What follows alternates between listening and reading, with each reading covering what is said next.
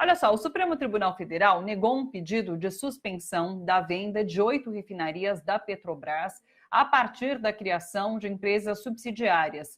Essa venda ela tinha sido questionada pelo Congresso Nacional, que argumentou que a Petrobras estava descumprindo o entendimento do próprio STF, ao desmembrar a empresa-mãe para, em seguida, vender esses ativos sem autorização do Legislativo. Essa decisão do STF, por enquanto, é liminar, porque ainda deve ser julgado o mérito da questão, mas não há data para esse julgamento. Vamos conversar um pouquinho sobre essa situação da Petrobras, sobre o impacto dessa decisão, inclusive para o povo brasileiro, com a Cibele Vieira, que é diretora da Federação Única dos Petroleiros e é também do Sindipetro São Paulo, e o Mário Dalzotti, que é diretor também da Federação Única dos Petroleiros. Cibele, Mário, um prazer receber vocês dois por aqui. Muito obrigada, viu? Prazer é nosso. Boa tarde. Boa tarde, pessoal. Vou começar com o Mário. Queria que você contasse para a gente um pouquinho sobre os impactos dessa decisão. Assim, vocês foram pegos de surpresa por essa decisão do STF, já que existia esse entendimento anterior do próprio Supremo, que era diferente. Como que vocês reagiram a essa decisão? Então, a gente ficou bastante surpreso, né, porque vai de encontro com a decisão passada, do ano passado, 2019, que o Supremo entendeu que a empresa-mãe teria que passar tanto por um processo licitatório, quanto também por uma autorização do Congresso Nacional, né? E a empresa, a Petrobras, querendo burlar essa decisão, ela começou a fatiar a empresa-mãe, né? O mesmo CNPJ sendo transformado em várias subsidiárias, no fatiamento total da empresa-mãe. E isso, no nosso entender, na nossa interpretação, estava totalmente contra o que foi decidido.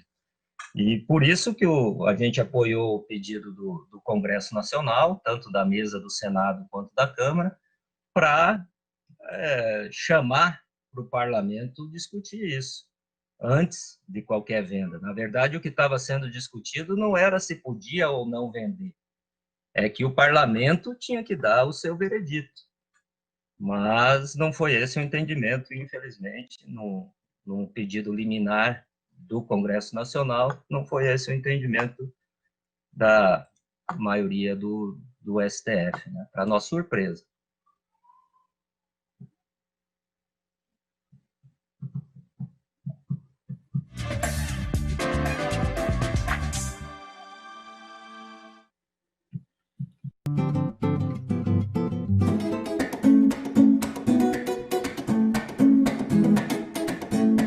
Aí você mistura com Double Strawberry Africa.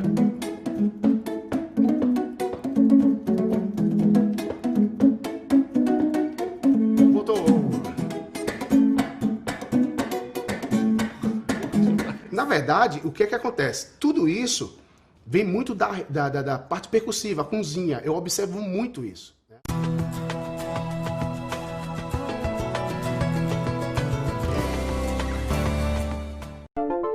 Covid-19. Fique em casa. Saiba como se prevenir. Orientações para permanecer fisicamente em atividade durante o período de quarentena. Ficar em quarentena pode causar estresse adicional e desafiar nossa saúde mental. A atividade física pode te ajudar a se manter em calma e a continuar protegendo sua saúde durante esse período. Se você decidir se exercitar ao ar livre, tome os seguintes cuidados. Não pare para se alongar ou fazer qualquer outro exercício em equipamentos de uso comunitário. Leve álcool em gel e use quando necessário. Deixe seu calçado fora de casa para não contaminar o ambiente. Coloque todas as roupas para lavar e tome um banho. Esportes coletivos ou de contato não são recomendados nesse momento.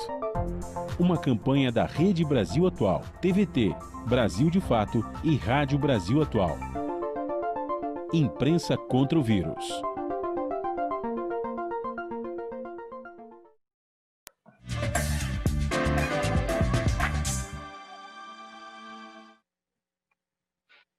Oi, pessoal, minha conexão caiu, por isso fomos para intervalo, mas já estou de volta conversando com a Cibele e o Mário da Federação Única dos Petroleiros. Cibele, seguinte, o STF nessa decisão, inclusive, que ele deu, relativo às subsidiárias, ele cita o plano de desinvestimento, que isso seria o plano de desinvestimento e por isso seria possível.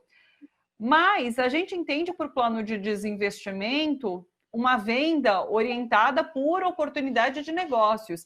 E nesse caso não parece que é isso, né? Parece que essa venda das subsidiárias é muito mais pelo interesse em se livrar desses ativos do que, de fato, uma oportunidade de negócio, de conseguir lucrar em cima dessa venda, né? Eu queria que você explicasse, comentasse para a gente como que vocês, inclusive, enxergam esse plano do governo. Olha, a gente tem que ter noção que nós estamos tratando de uma gestão da empresa que é subordinada ao governo federal, como toda estatal é, e que falam abertamente de privatizar a Petrobras como um todo. O Castelo Branco, presidente da Petrobras, ele assumiu a presidência falando que o sonho dele é privatizar a empresa. E essa questão do desinvestimento, ela começou em 2015, depois que a Lava Jato chegou na Petrobras em 2014, e foi fortalecida, acelerada com a gestão do Pedro Parente, em 2016. E aí eles tiraram do objetivo da Petrobras, da essência da Petrobras ser o abastecimento nacional. Porque a Petrobras foi criada e isso era um dos principais objetivos. Eles mudaram o porquê existia a empresa. E aí começaram a anunciar as vendas das refinarias. E é importante diferenciar essas subsidiárias que a gente está tratando agora, não são subsidiárias que já existem para ter um conhecimento específico, como o caso da PBio, que é voltada para biocombustíveis. São unidades que já existem, que eles já anunciaram que querem vender elas, e aí o modelo de venda é criando subsidiárias, que daí, além da refinaria, pega o terminal em torno, e assim vende aquela fatia de mercado, porque vai dado naquela região. Então, isso como manobra, porque não adianta você manter holding, falar que não pode privatizar sem passar pelo... transformar a holding em um escritório de outras empresas, né? Isso aí tinha um esvaziamento por dentro da Petrobras Holding. Você tem um direcionamento de negócio, que é o que eles alegaram na decisão do STF. Outra coisa é você mudar a lógica, a essência daquela empresa ser. E é isso que eles estão fazendo. A Petrobras, infelizmente, não é mais uma empresa que está preocupada com a necessidade do povo brasileiro e sim está preocupada em gerar lucro rápido para os seus acionistas. E aí, com isso, e também, né, tem a questão aí que a gente sabe dos interesses privados no Congresso e que isso, com certeza, tem um peso em todas as decisões, que eles querem o mercado consumidor, né? O petróleo é um bem que gera guerras no mundo todo. E mercado consumidor também gera conflitos no mundo todo. Então, a gente sabe que o que está por trás disso tudo tem interesses muito grandes aí, né? Então, não é um simples redirecionamento de um plano de investimento. É mudar a lógica, mudar a essência e um esvaziamento da Petrobras. Mário, essa privatização das refinarias, ela pode acabar gerando elevação nos preços de gasolina, de diesel, de gás de cozinha? Há, inclusive, risco de desabastecimento quando a gente privatiza a refinaria aqui no Brasil? Então, em cima do que a Cibele falou, o objeto social para o qual a empresa foi criada, a Petrobras foi criada, era para atender o abastecimento e a distribuição em todos os pontos do Brasil, né? Então, o polo de refinaria, o parque de refino do Brasil, foi criado para cada refinaria atender determinado mercado dentro dessa perspectiva de distribuição com menor preço em todo o território nacional.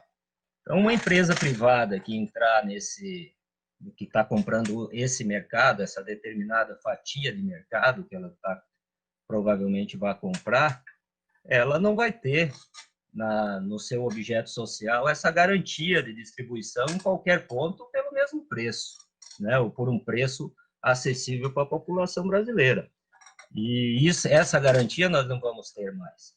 Hoje, com uma canetada do presidente da República, ele pode baixar o preço do gás de cozinha, da gasolina, do diesel, né? Que ele tem o controle desse monopólio, vamos dizer assim, que vai se transformar no monopólio privado, que vai visar sempre o lucro, né? Então, eles vão, provavelmente, você vai perder o controle, você não vai ter um acesso a esse preço, como eles vão dominar esse mercado, eles vão poder cobrar o preço que quiser, inclusive desabastecer.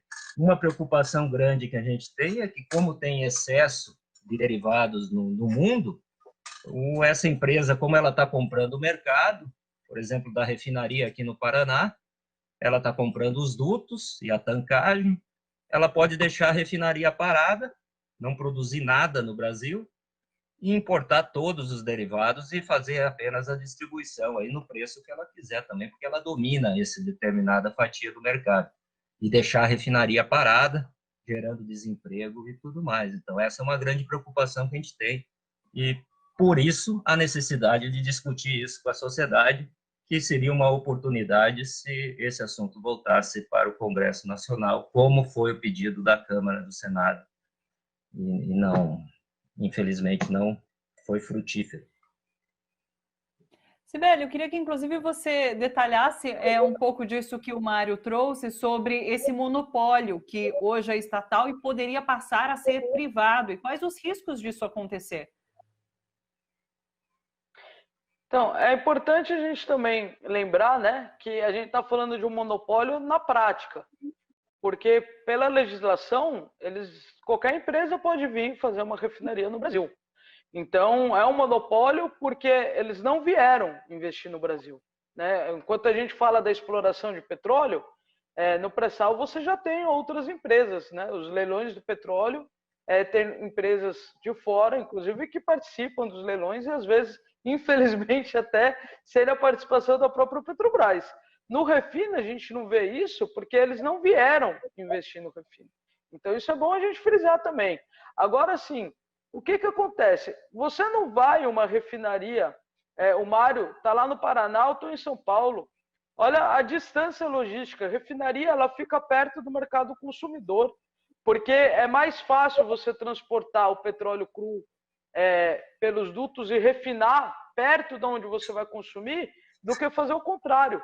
Então, isso que o Mário está colocando é uma realidade também, porque a empresa pode olhar e falar assim, eu não vou refinar aqui, eu vou trazer de fora, porque às vezes ela tem outras fábricas, outras refinarias em outros lugares, né? A gente sabe que o câmbio influencia muito nesses cálculos, e aí ela vende uma gasolina feita lá fora. A gente está vendo aí no Brasil o que aconteceu com a aviação, né? A gente começou a importar mais combustível de aviação, agora está tendo que colocar norma de gasolina segura por conta das importadas, não é por... né? Então você vê que até essa questão do qualidade fica mais complicado do que hoje temos a garantia de ter uma empresa do porte de Petrobras. Agora isso afeta tudo. Isso é só na gasolina, só que é o que a gente está falando. Tem no diesel, tem no óleo, o óleo lubrificante, você tem o QAV de avião, você tem o gás de cozinha. Uma coisa que ficou muito claro agora na pandemia também é que quando você reduz a produção de gasolina e diesel, você também é obrigado a reduzir a produção de gás de cozinha. Então, às vezes, na pandemia a gente viveu isso. A gasolina caiu a demanda, né? Porque está todo mundo ficando mais em casa. E do gás de cozinha subiu. E aí gerou um gargalo. E aí a Petrobras, depois de muita pressão, inclusive dos sindicatos, fez uma doação para hospitais, enfim, para as ações do combate do coronavírus de gasolina e diesel, que era para livrar os estoques. Agora, imagina uma empresa privada, como que resolve uma coisa dessa? A gente está vendo que acontece quando você deixa só na mão do mercado, o câmbio sobe, fica mais interessante você vender para fora do que para o mercado nacional. Imagina isso com a gasolina, com o diesel, com o gás de cozinha acontecendo também. Mário, com esses anúncios de venda de refinarias, inclusive a Petrobras deixaria alguns estados do Nordeste, né? E qual é o impacto disso para a região, inclusive? Porque a Cibele acaba de colocar para a gente que é interessante que o refino seja feito perto do mercado consumidor. E daí, se a refinaria sai ali do Nordeste, como que vai acontecer o abastecimento? Vai ser só por empresas privadas que comprarem essas refinarias? O que pode acontecer? Ela, que nem eu falei, ela está comprando o mercado, né? E ela não vale só para o Nordeste, vale para todos os 3 estados aqui do Sul, por exemplo. Ela está se concentrando nos estados de Rio de Janeiro e São Paulo. Os demais estados, ela quer simplesmente sair, ela vai deixar de ser Petrobras, vai deixar de ter o Brás, né? Vai ser Petro Rio São Paulo. Dessa forma que eles estão conduzindo as coisas dentro da Petrobras e tudo que a Petrobras significa para o desenvolvimento social, econômico, tecnológico de determinadas regiões. Então, aqui a gente está percebendo, aqui, eu sou aqui do Paraná, e aqui ela vai sair totalmente do estado vendendo as 2 refinarias que existem aqui no Paraná. Uma que explora o xisto e a refinaria que explora petróleo aqui em Araucária. Então, ela vai deixar de existir aqui. Quem comprar, eu não sei se vai ter esse mesmo empenho de desenvolvimento regional que a Petrobras sempre teve, né? A Cibele falou, elas foram as refinarias, elas representam um determinado mercado, elas foram constituídas para atender aquele mercado e não está vindo investimento novo. O investimento que está vindo é para comprar algo que já está consolidado, já existe.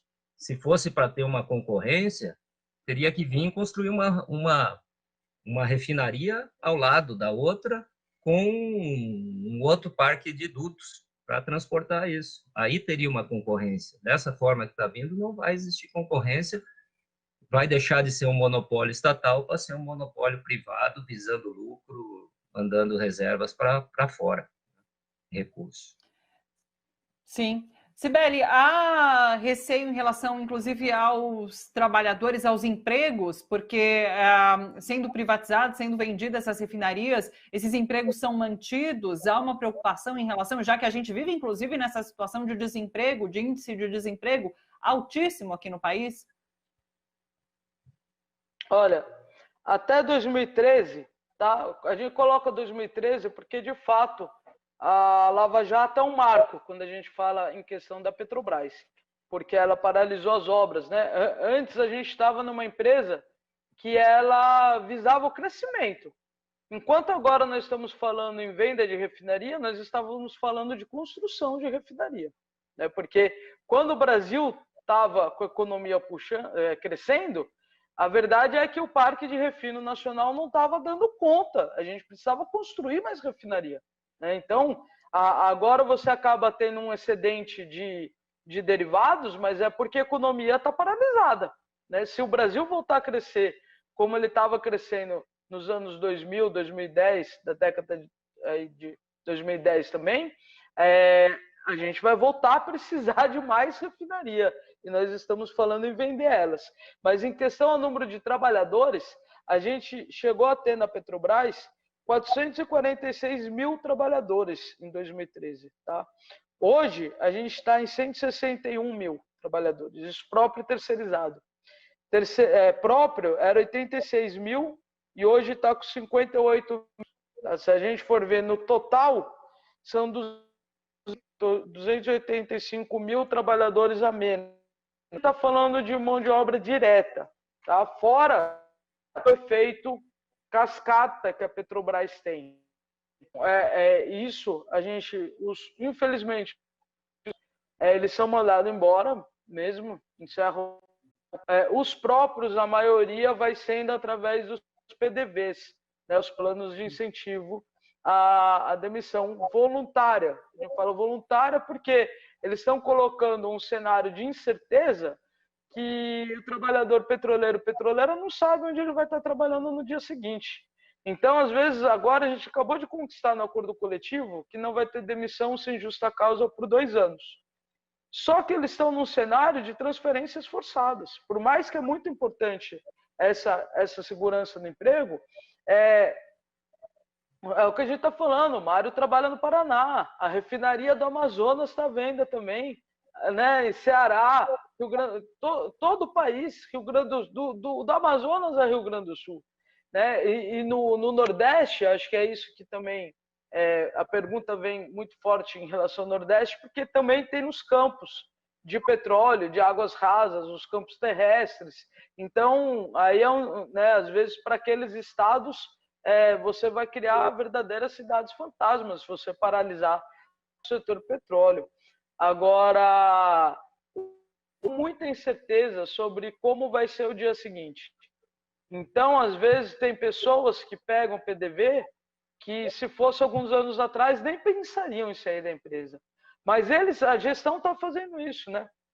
Eles fazem propositalmente, que é para pressionar as pessoas a saírem mesmo. Por isso que a gente fala voluntário, entre aspas. E aí a gente não tem... A gente acabou de conquistar essa cláusula, então isso coloca algumas dificuldades aí na questão da venda, né? Só que daí a gente não sabe como vai ser essas transferências, enfim. Continua um desafio muito grande aí. Isso para os próprios. Para os terceirizados, infelizmente, o cenário é muito mais nefasto, né? Eles acabam pegando mais direto, digamos assim. Agora, para o entorno, o plano... Não, que o plano de negócio antes da Petrobras, o anterior, antes da mudança por pressão aí da questão de corrupção, que quando começou o esvaziamento da empresa, o cálculo que tinha na Federal do Rio é que era um plano que gerava 1 milhão de emprego por ano. Isso para além da Petrobras, né? Então, a gente deixou de ter esse plano para ter esse de desemprego, né? É triste que isso tudo aconteça agora que a Petrobras está completando, inclusive, 67 anos, completou agora no sábado, né, dia 3 de outubro, em meio a esse desmonte de fato. Mário, Cibele, quero agradecer demais a participação de vocês, os esclarecimentos que vocês trazem aqui para a gente, para que a gente possa realmente entender esse momento da Petrobras e o que está em jogo quando a gente fala nessa decisão do STF, nessa venda das subsidiárias. Vamos ver quando esse julgamento volta a acontecer no STF, se a decisão vai ser diferente daí quando for julgado o mérito dessa questão. Obrigada, pessoal. Uma boa tarde para vocês e até uma próxima. Legal estar junto com você. Boa tarde.